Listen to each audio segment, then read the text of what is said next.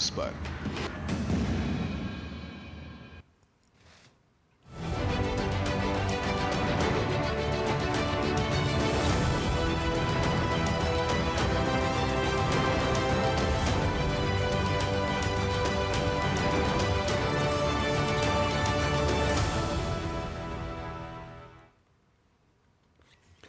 नमस्कार, जनादेश के इस विशेष एपिसोड में आप सभी का बहुत बहुत स्वागत है। मैं हूं लालचंद्र सिंह।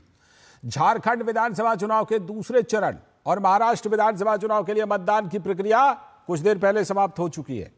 तो झारखंड और महाराष्ट्र की जनता का मन किस ओर और किस मुद्दे पर वोट और किस पर पड़ेगी चोट, तो विधानसभा चुनाव पर यह महाकवरेज। बहुत बहुत स्वागत है आपका इस खास कार्यक्रम जनादेश में। झारखंड की 38 सीटों और महाराष्ट्र की 288 सीटों पर मतदान समाप्त हो चुका। यह चुनाव 4,500 से भी अधिक उम्मीदवारों के भाग्य का फैसला करने वाला है। साथ ही उस पार्टी के भाग्य का भी फैसला करेगा जिसने पूरी दमखम के साथ अपनी पूरी ताकत इस चुनाव के प्रचार प्रसार में झोंक दी थी।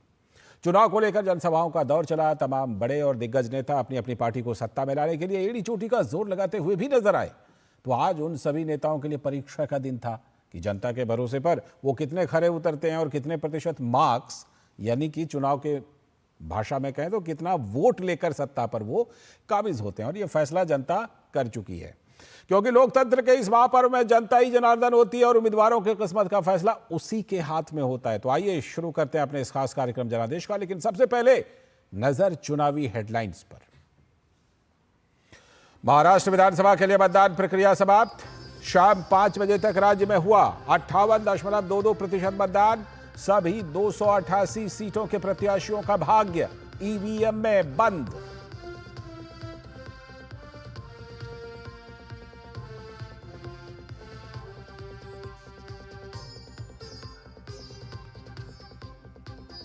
झारखंड विधानसभा चुनाव के दूसरे और आखिरी चरण में 12 जिलों की 38 सीटों पर कड़ी सुरक्षा के बीच डाले गए वोट। शाम 5 बजे तक 67.59% मतदान दर्ज।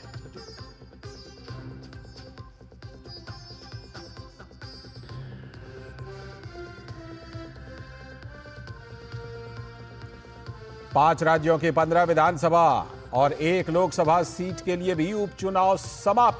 सभी सीटों के नतीजों का ऐलान 23 नवंबर को।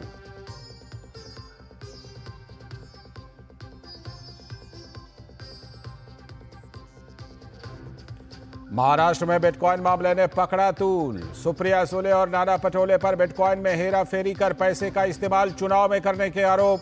मामले में ईडी ने गौरव मेहता के ठिकानों पर की छापेमारी।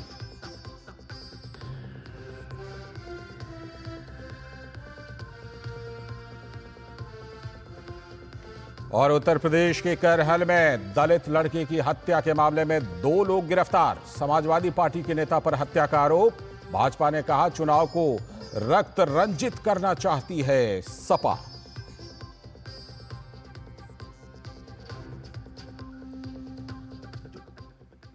तो ये थे चुनावी हेडलाइंस। अब आइए शुरू करते हैं अपना खास प्रोग्राम जनादेश।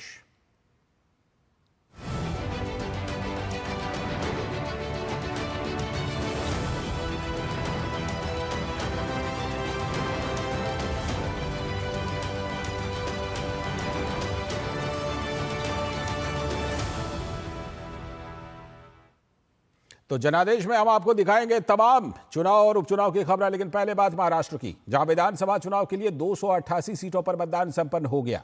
राज्य में 5 बजे तक कुल 58.22% मतदान हुआ।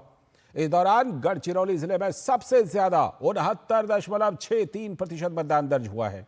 वहीं कोल्हापुर जिले में 67.97%, औरंगाबाद में 60.83%, चंद्रपुर में 64.48% वोटिंग हुई।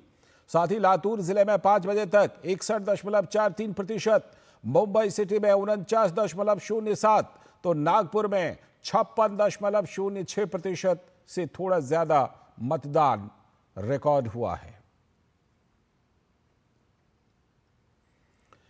तो ये झारखंड की भी हम आपको दे रहे हैं अपडेट कि शाम 5 बजे तक 67.59% मतदान झारखंड, क्योंकि आज महाराष्ट्र के साथ साथ झारखंड में भी दूसरे चरण का मतदान था। तो 2019 का रिकॉर्ड तोड़ दिया है झारखंड ने, क्योंकि 2019 में वहां पर शाम 5 बजे तक 67.04% मतदान हुआ था और इस बार 67.59 हो चुका है। तो महाराष्ट्र और झारखंड में मतदान संपन्न हो चुका है, जिसमें झारखंड में तो रिकॉर्ड भी टूट गया है 2019 का रिकॉर्ड। महाराष्ट्र से भी 5 बजे तक ही 58.22% मतदान की खबर है, तो इसमें और थोड़ी बढ़ोतरी हो सकती है और 60% से ऊपर जा सकता है। झारखंड में 5 बजे तक 67.59% मतदान हुआ है, जिसे कुल मिलाकर के भारी मतदान कहा जा सकता है। 2019 का रिकॉर्ड टूटा है, इसलिए भी इस मतदान को अच्छा कहा जा सकता है कि कई लोग अप्रवासी होते हैं, दूसरी जगहों पर होते हैं, फिर भी यह मतदान का प्रतिशत काफी ज्यादा कहा जा सकता है। 2019 में यह प्रतिशत शाम 5 बजे तक 67.04% था। अब दोनों राज्यों में, महाराष्ट्र और झारखंड, जहां पर विधानसभा के चुनाव हो रहे थे, वो संपन्न हो चुके हैं। महाराष्ट्र में तो एक ही चरण में था, झारखंड में दूसरे चरण का आज और अंतिम चरण का मतदान था। इसके पहले पहला चरण हो चुका था झारखंड में। और इस बीच महाराष्ट्र में अभिनेता अक्षय कुमार, फिल्म निर्देशक कबीर खान, अभिनेता रितेश देशमुख और अभिनेता राजकुमार राव ने भी आज अपना वोट डालकर अपनी भागीदारी निभाई। तो ये जो आप तस्वीरें देख रहे हैं अपने टेलीविजन स्क्रीन पर, तो ये जो सिने सितारे जिनको आप आमतौर पर सिल्वर स्क्रीन पर देखते हैं, वो भी देखिए किस तरह सड़कों पर आए अपना वोट डालने के लिए, लोकतंत्र में अपनी जिम्मेदारी निभाने के लिए उन्होंने अपना वोट डाला। और जाहिर सी बात है कि इससे लोगों को भी संदेश लेना चाहिए कि अब लोकतंत्र में अपनी जिम्मेदारी को जरूर निभाना चाहिए, जो कि इन कलाकारों ने, जो आपके चहेते कलाकार हैं, उन्होंने भी अपनी जिम्मेदारी निभा करके खुद दिखाई। और अब जरा ग्राउंड रिपोर्ट लेते हैं। हमारे साथ नागपुर से निशांत राय और मुंबई से योगेश शीतल, दो संवाददाता इस समय हमारे साथ जुड़ रहे हैं और महाराष्ट्र में आज कैसी वोटिंग रही इसके बारे में जानकारी लेते हैं। पहले मैं योगेश शीतल के पास चलता हूं। योगेश, आज तो बड़ी खलबली रही और ख़ास तौर पर बिटकॉइन मामले की बात हुई। जब आज दिन की शुरुआत हुई तो बिटकॉइन मामला बड़ा जो है वो जोर पकड़ा हुआ था। लेकिन बात करें अगर मतदान प्रतिशत की, 58.22%, जो कि अब लग रहा है कि 60% पार कर जाएगा। महाराष्ट्र में मतदान, इतना मतदान मुझे लगता है अगर पीछे के रिकॉर्ड को देखें तो इसे अच्छा मतदान कहा जा सकता है। योगेश,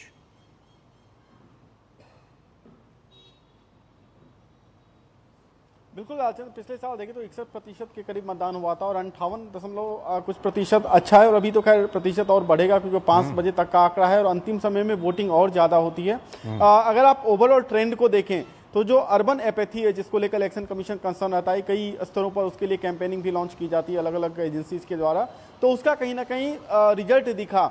अगर आप बूथ वाइज अगर देखेंगे तो जैसे बैंड्रा है या फिर सेंटा क्रूज है, पेटर रोड है, जहां बेसिकली सेलिब्रिटी वोटर्स यानी कि फिल्म अभिनेता हो गए, बिजनेसमैन हो गए, ये सब वहां पे ज़्यादा संख्या में आते हैं। उनका जो वोटिंग लिस्ट में नाम है वो वहां के लोकल रेसिडेंट है बेसिकली, तो वहां पे भी वोटिंग बहुत अच्छी हुई है। अर्बन एपैथी जैसा कुछ फिलहाल इस चुनाव में दिखा नहीं, लोग काफ़ी उत्साह से निकले। मुंबई से अगर आप बाहर चले जाएँ तो जैसा कि आपने रिपोर्ट्स में भी दिखाया, गढ़चिरौली जो कि पूरा अगर आप विदर्भ को अगर आप कवर कर लें तो नागपुर का जो पूरा रीजन है, या फिर अगर आप नॉर्थ में देख लें जो पूरा नासिक, जलगांव, धुले, नंदुरबार, अहमदनगर, या फिर कोंकण में देख लें, मराठवाड़ा में देख लें, तो हर जगह कमोवेश जो है लोग निकले हैं घरों से मतदान में। वो अच्छे तरीके से खुद को जो है पार्टिसिपेट किया है मतदान में। बिल्कुल 2 दिन, अब 23 को जो है वो परिणाम आ जाएगा। जो मुख्य टक्कर है वो महायुति और महाविकास अघाड़ी में, जैसा कि हम लोग लगातार चर्चा करते आ रहे हैं। दूसरी बात, जो बिटकॉइन वाला जो मामला है, ये एक्चुअली लाइमलाइट में अचानक आया। पहले से भी ये मामला हालांकि रहा है, क्योंकि इस तरीके के एलिगेशन पहले भी लगे, आपको याद होगा। कई तरह के करप्शन के केसेज हैं, पीएमएलए के, मनी लॉन्ड्रिंग के केस, जिसकी ईडी यहां पर जांच कर रही है। अनिल देशमुख जो कि यहाँ के गृह मंत्री हुआ करते थे, वो जेल में भी थे काफी लंबे समय तक। तो ये एनसीपी का ये मामला रहा है और काफी चर्चा में रहा है। नाना पटोले भी अब उसकी गिरफ्त में आ चुके हैं। उसको लेकर कई सारी क्रिया जो है दोष प्रत्यारोप जो है आज हुए। मामला यहां तक गया कि शिंदे सरकार ने यह कहा कि चुनाव के बाद जो है इसकी जांच की जाएगी। तो इसमें सरप्राइजिंग नहीं होगा अगर इस मामले में प्राथमिकी दर्ज की जाती है, और अगर प्राथमिकी कोई पुलिस करती है या कोई एजेंसी करती है तो प्रवर्तन निदेशालय उसके फॉलोअप में जो उनका पीएमएलए एक्ट है उसके तहत कार्रवाई कर सकता है। तो वो एक बड़ा मामला जो है आज के दिन निकला, जो कि एक आप कह सकते हैं कि अटेंशन का जो है केंद्र जो है वो भी रहा महाराष्ट्र में। जी बिल्कुल बिल्कुल, वो केंद्र रहा और वो दिन भर दिखाई पड़ा। और निशांत राय हमारे संवाददाता नागपुर, क्योंकि महाराष्ट्र को अगर देखिए तो भौगोलिक रूप से ऐसे आपको लगेगा कि अरब सागर के किनारे है, लेकिन नहीं, वहाँ मुंबई है। नागपुर तो यहाँ से थोड़ी दूरी पर है, बहुत ज़्यादा दूरी पर है नहीं, और बिल्कुल अलग तरह का क्षेत्र है। निशांत, नागपुर विदर्भ का क्षेत्र काफ़ी ज़्यादा इम्पोर्टेंट, दोनों महत्वपूर्ण गठबंधनों के लिए। नागपुर से क्या पैगाम मिल रहा है, मतदाताओं ने क्या संदेश दिया है नागपुर से और विदर्भ वाले क्षेत्र से? देखिए, संदेश साफ है कि महाराष्ट्र की जनता 60% से पास हो गई है। महाराष्ट्र की जनता को फर्स्ट डिवीजन मिल रही है। अगर 58% के आसपास शाम 5 बजे तक वोटिंग है, और उम्मीद है कि जब 6 बजे तक के आंकड़े आएंगे तो महाराष्ट्र की जनता फर्स्ट डिवीजन से पास हो जाएगी। ये साफ संदेश है, जनता ने अपना काम कर दिया है, अपने मताधिकार का प्रयोग करके अपना भविष्य का निर्णय जो है वो कर दिया है। अब जो भी सरकार बनाएगा वो अपने वादों पे कितना खरा उतरता है वो देखने वाली बात होगी। राजनीतिक तौर पर अगर विदर्भ की बात की जाए तो विदर्भ में 62 सीटें आती हैं। 62 सीटों के लिए दो राष्ट्रीय राजनीतिक दल आपस में आमने सामने थे, एक तरफ कांग्रेस, दूसरी तरफ भाजपा, और पूरी तरीके से यहां पर दोनों ही राजनीतिक दलों ने विदर्भ क्षेत्र में ताकत लगाई थी। कहा यही जाता है कि जिसने विदर्भ जीत लिया उसने महाराष्ट्र जीत लिया, और इतिहास हमेशा से ऐसा रहा है कि विदर्भ में अगर जिसकी ज्यादा सीटें आती हैं तो महाराष्ट्र में वो सरकार बनाने में कामयाब हो जाता है। ऐसे में राजनीतिक दल को ये बात पूरी तरीके से समझ में आती है। इसलिए हमने देखा कांग्रेस ने अपने कैंपेन की, बड़े नेताओं की शुरुआत, चाहे राहुल गांधी की बात करें तो उन्होंने नागपुर से की थी। बीजेपी की ओर से कैंपेन की शुरुआत विदर्भ इलाके से हुई थी, प्रधानमंत्री नरेंद्र मोदी ने की थी। और तमाम दिग्गज नेता जब तक चुनाव प्रचार चला नागपुर को अपना बेस बनाकर यहीं पर कैंपेन कर रहे थे। देवेंद्र फडणवीस कहा जा सकता है कि मुख्यमंत्री के उम्मीदवार हैं, वो नागपुर से हैं। नाना पटोले विदर्भ से हैं। नेता प्रतिपक्ष विजय विदर्भ से हैं। बीजेपी के प्रदेश अध्यक्ष चंद्रशेखर बावनकुले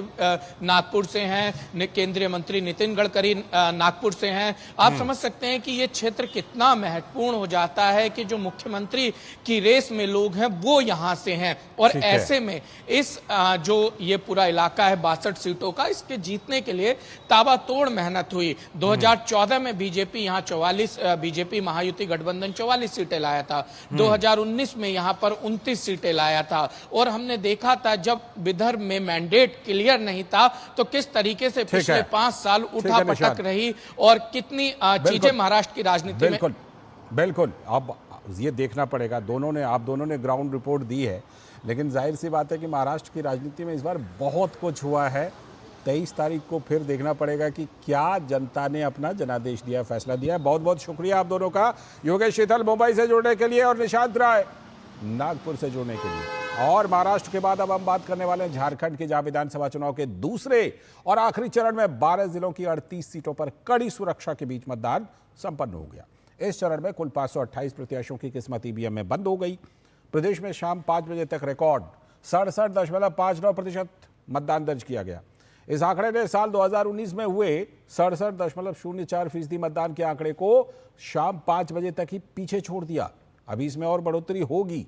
और अगर जिलेवार बात कर लें तो बोकारो में करीब 61%, देवघर में 72.46%, पाकुड़ में 75.88%, दुमका में 71.74% से भी अधिक मतदान हुआ। तो वहीं गिरिडीह में 65.89%, गोड्डा में 67.24%, रांची में 72.01%, साहिबगंज में 65.63%, तो रामगढ़ में 71.98% मतदान हुआ है।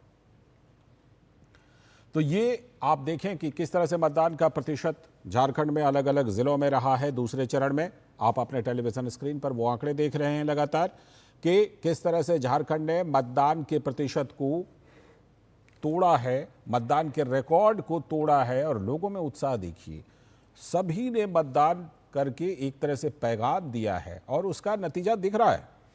चाहे जिसकी भी जीत और हार हो, लेकिन ईवीएम में जो रिकॉर्ड हुआ है मतदान, वो दिखाई पड़ रहा है कि लोगों में लोकतंत्र के प्रति कितनी जबरदस्त आस्था है। क्योंकि झारखंड वो राज्य है जो नक्सल प्रभावित राज्य के तौर पर जाना जाता था। अभी भी कुछ नक्सली गतिविधियां हैं। और पहले यही झारखंड था जहां 5-5 चरणों में चुनाव कराए जाते थे। इस बार 2 चरणों में कराए गए और दोनों चरणों में कितना अच्छा चुनाव हुआ। कुल मिलाकर शांतिपूर्ण, बहुत अच्छा चुनाव हुआ। और मतदान का प्रतिशत, आज का मतदान का प्रतिशत तो 2019 के रिकॉर्ड को 5 बजे तक ही तोड़ चुका है। और 5 बजे जब 67.59% का मतदान है तो वो आगे चल करके जब फाइनल डेटा आएगा तो समझ लीजिए कि उसमें 2-3% की बढ़ोतरी लगभग होनी है, यानी कि 70% या उससे भी अधिक मतदान झारखंड में दूसरे चरण में हो सकता है जब अंतिम आंकड़ा मतदान प्रतिशत का आएगा। और मतदान के दौरान गिरिडीह में बोगस वोटिंग को लेकर हनी होली ट्रिनिटी स्कूल के वोटिंग परिसर में बीजेपी और जेएमएम के समर्थक आपस में भिड़ गए, तो विवाद को बढ़ता देखकर भारी पुलिस बल वहां पर तैनात किया गया।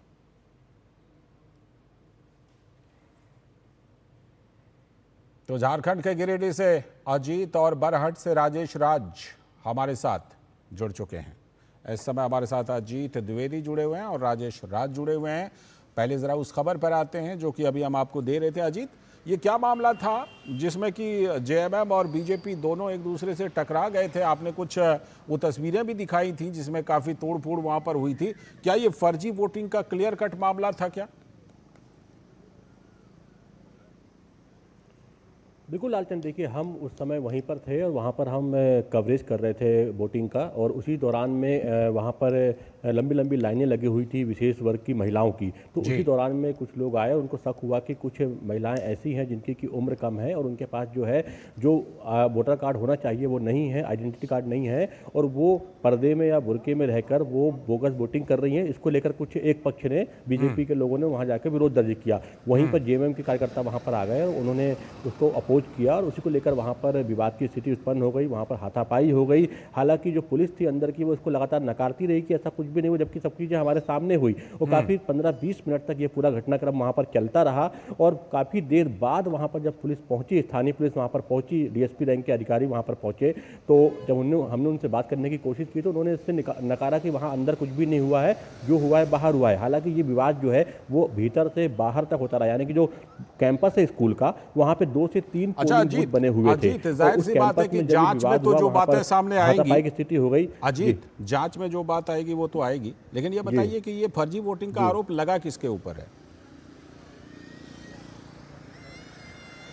देखिए, जेएमएम के ऊपर ये आरोप लगा है, क्योंकि वहाँ पर जिस तरीके से वहाँ पर वोटर थे और जिस तरह वहाँ पर जो पोलिंग बूथ पे जो कार्यकर्ता होते हैं, जो एजेंट होते हैं, तो उनको शक हुआ कि बीजेपी के एजेंट को कि कहीं ना कहीं बोगस वोटिंग हो रही है। कुछ ऐसे लोग आ रहे हैं जो कि माइनर हैं या वो वोटर लिस्ट में उनका नाम नहीं है, और ऐसे लोगों को कहीं ना कहीं वो लोग आइडेंटिफाई कर रहे थे। तो जब बीजेपी कार्यकर्ता वहाँ पर अंदर आए तो उन्होंने पहचान करने की कोशिश की वहाँ पर, और वहीं पर जो पोलिंग एजेंट थे जेएमएम के वो भी वहाँ पर आ गए, उनके कार्यकर्ता वहाँ पर आ गए, और वो भी वहाँ पर आकर उन्होंने भी ये बात को रखा कि उन्होंने उसका विरोध किया कि आप पहचान क्यों कर रहे हैं। तो इसको लेकर विवाद हुआ, और जब पहचान नहीं हुई तो ये दोनों ही गुट के कई सारे लोग वहाँ इकट्ठा हो गए, दोनों ही गुट के प्रतिनिधि, बताऊं आपको लालचंद, और बीजेपी कैंडिडेट ने वहाँ से रीपोलिंग की मांग करी है, रीपोलिंग की मांग की है। राजेश राज बरहट से जुड़े हैं, और बरहट के बारे में मैं जरा बता दूं कि बरहट वो सीट है, राजेश राज बिल्कुल एकदम वीआईपी सीट पर खड़े हैं, क्योंकि मुख्यमंत्री हेमंत सोरेन वहाँ से चुनाव लड़ रहे हैं। और राजेश की अभी हमने रिपोर्ट भी देखी थी, बदहाली की तमाम रिपोर्ट राजेश ने दिखाई भी है, अभी भी एक रिपोर्ट हम देख रहे थे राजेश। तो ये बताइए कि मुख्यमंत्री का कॉन्स्टिट्यूएंसी, आपने अपनी रिपोर्ट में जिक्र किया कि जरा सैफई को जाकर के देख लीजिए, अपने यहाँ झंझारपुर का नाम लिया जाता था, प्रधानमंत्री नरेंद्र मोदी की सीट को देख लीजिए, लेकिन सीएम सोरेन जिस सीट पर हैं वहां की बदहाली की आपकी एक से बढ़कर एक रिपोर्ट हमने देखी। राजेश, क्या मूड आपने लोगों का देखा? क्योंकि सीएम की सीट पर जो मूड होगा वो काफी हद तक झारखंड के मूड को बता देगा। देखिए, जहां तक मूड का सवाल है, वो मूड और बदहाली दोनों की तस्वीर अलग अलग दिखाई पड़ी लालचंद्र। आप ये समझ सकते हैं कि जो लोग जमीन पर बैठकर चटाई बिछाकर खुले आसमान के नीचे, जो समाज का अंतिम तबका है, आदिवासी तबका, जो वहाँ पर 70% आबादी संथाल और पहाड़िया आदिवासी की है, वो ज़मीन पर बैठकर पर्ची काटकर मतदाताओं को दे रहे हैं और वोटिंग के लिए उन्हें प्रेरित कर रहे हैं। लेकिन जब उनसे मैंने बात की, उनसे जब हमने पूछा, कुछ महिलाएं थी, उनसे जब हमने पूछा तो उन्होंने कहा कि हमें तो ज़मीन पर बैठना ही अच्छा लगता है। जल जंगल जमीन की बात करने वाली झारखंड मुक्ति मोर्चा सरकार सत्ता में है, और उस सत्ता के जो मुख्यमंत्री हैं उनकी कंस्टिट्यूएंसी थी, और वहां पर ब्लॉक से 500 मीटर की दूरी पर वह विद्यालय था, और विद्यालय के बीच में जो भवन था उस भवन के दोनों तरफ कोई सड़क नहीं था। हमने जब पूछा कि क्या बेटियां जो हैं वो कैसे विद्यालय पहुंचती हैं, तो लोगों ने चुप्पी साध ली। फिर हमने कुछ एक दो पुरुषों से बात की तो उन्होंने थोड़ा मुखर होकर के कहा कि हम चाहेंगे कि जो नई सरकार चुनकर आए वो निश्चित तौर पर बरहेट का विकास करे, क्योंकि सड़कें बिल्कुल टूटी हुई थी। राजेश, और आप समझिए कि आपकी वो तमाम रिपोर्ट पर वो हालत था, आपकी तो वो अंदर तमाम जाने के रिपोर्ट बाद हमने क्या देखी है। राजेश, आपकी वो तमाम रिपोर्ट हमने देखी है। एक और चीज पर चर्चा करना चाहूंगा। आपकी वो जमाई टोला वाली भी रिपोर्ट हमने देखी थी, उस पर चर्चा भी की थी। ये जहां पर आप खड़े हैं ये वही इलाका है संथाल परगना का जहां पर सबसे बड़ा मुद्दा था घुसपैठ का। कितना आपको इसका असर दिखाई पड़ा? देखिए, घुसपैठ का जो मुद्दा है वो आम जनमानस के बीच कहीं ना कहीं वो आम जनमानस को झकझोरता हुआ दिखाई पड़ा। आज जब निशिकांत दुबे से हमने ये जब सवाल किया कि जवाई टोला की जो है वो बरहेट में दिखाई पड़ा, पाकुड़ में, साहेबगंज में, और मैंने बताया उनको कि कैसे प्लॉटिंग करने के बाद एक टोला या मोहल्ला बसाने की प्रवृत्ति रही है बिहार में, झारखंड में, उत्तर प्रदेश में, लेकिन यहाँ पर तो खेतों में जगह जगह पर एक एक मकान बने हुए हैं, एक एक घर बने हुए हैं, जो कहीं ना कहीं संदेह पैदा करते हैं। तो इस मामले की गूंज जो है संपूर्ण झारखंड में सुनाई पड़ी, लेकिन वोटिंग का जो रिफ्लेक्शन है, जो इस मुद्दे की गूंज का असर वोटिंग पर कितना हुआ, यह जो है इसको पता चलेगा। चलिए, बहुत बहुत शुक्रिया। हमने देखा लोगों का मूड, ठीक है, शुक्रिया। सोरेन जो है हैट्रिक की तैयारी में है। शुक्रिया फिलहाल आप दोनों का। आप दोनों ने दिन भर जो है वहां से रिपोर्ट दी है। 23 तारीख को क्या नतीजा आता है जरूर देखेंगे आप दोनों के जरिए भी। फिलहाल बहुत बहुत शुक्रिया अजीत और राजेश आप दोनों का। अब बात करेंगे उपचुनावों की। आज देश में 2 राज्यों में विधानसभा चुनाव के साथ ही उपचुनाव के लिए भी वोट डाले गए। 5 राज्यों की 15 विधानसभा सीट और 1 लोकसभा सीट जो महाराष्ट्र में थी, वहां के लिए मतदाताओं ने अपना प्रतिनिधि चुनने के लिए वोट डाल दिया। 4 राज्यों उत्तर प्रदेश, पंजाब, केरल और उत्तराखंड की 15 विधानसभा सीटों पर आज उपचुनाव के लिए मतदान हुआ। तो वहीं महाराष्ट्र की नांदेड़ लोकसभा सीट पर भी उपचुनाव हुआ। उत्तर प्रदेश में कटेहरी, करहल, मीरापुर, गाजियाबाद, मझावा, सीसामऊ, खैर, फूलपुर और कुंदरकी में वोट डाले गए। इन सीटों पर 90 उम्मीदवार मैदान में हैं, जिनमें सबसे ज्यादा गाजियाबाद में 14 उम्मीदवार हैं। पंजाब में 4 विधानसभा सीटों गिदड़बाहा, डेरा बाबा नानक, चब्बेवाल एससी सीट और बरनाला पर वोट डाले गए। केरल की पलक्कड़ सीट और उत्तराखंड की केदारनाथ सीट पर भी मतदान संपन्न हुआ।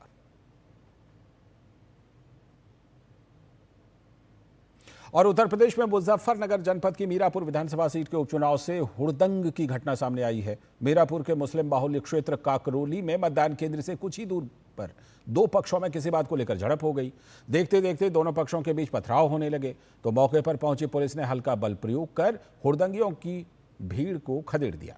इस बीच काफी देर तक अफरा तफरी का माहौल बना रहा और वहीं इस प्रकरण पर एसएसपी अभिषेक सिंह ने बताया कि पुलिस पथराव करने वालों पर सख्त कार्रवाई कर रही है। फिलहाल उस समय मतदान सुचारू रूप से संपन्न हुआ। जनपद मुजफ्फरनगर में मीरापुर उपचुनाव के दौरान यहां पर एक सूचना प्राप्त हुई थी कि थाना ककरौली में, ग्राम ककरौली के पास कुछ लोगों ने हुड़दंग किया है। मौके पे तत्काल फोर्स पहुंच गई थी। वहां 2 पक्षों के बीच में कुछ छोटी सी झड़प हुई थी। पुलिस द्वारा वहां पर सूक्ष्म बल प्रयोग करके सबको हटा दिया गया। मौके पर शांति व्यवस्था कायम है और मतदान फ्री एंड फेयर तरीके से चल रहा है। और उत्तर प्रदेश की ही कुंदरकी से भाजपा प्रत्याशी ठाकुर रामवीर सिंह ने सपा पर फर्जी वोट डलवाने का आरोप लगाया है। चुनाव शांतिपूर्ण ढंग से हो रहा है, लेकिन यहाँ कुछ अताताई लोग हैं जो समाजवादी के हैं। उन्होंने जो कैंडिडेट है उसने कांट से 1000 लोगों को बुलवा लिया। जो वहाँ के विधायक हैं कमाल अख्तर, उन्होंने 1000 वोट 1000 लोगों को यहाँ भेज दिया। फहीम है बिलारी से विधायक, उन्होंने 1200 लोग में भेज दिए। और नवाब जान है यहाँ विधायक, उन्होंने भी 1200 लोग ठाकुर द्वारा से भेजे और फर्जी वोटिंग कराने का प्रयास किया, जिसे प्रशासन ने काफ़ी हद तक रोकने का काम किया है। और वही लोग यहाँ वातावरण को गंदा कर रहे हैं और 2 लोग वोट डालते हुए पकड़े भी गए हैं। और इसी के साथ आज के इस स्पेशल जनादेश प्रोग्राम में इतना ही।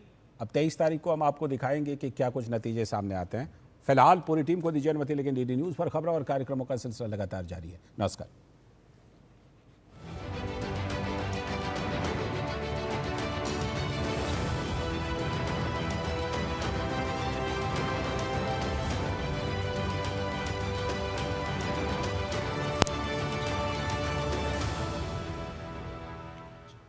किधर रहेगी पोजीशन?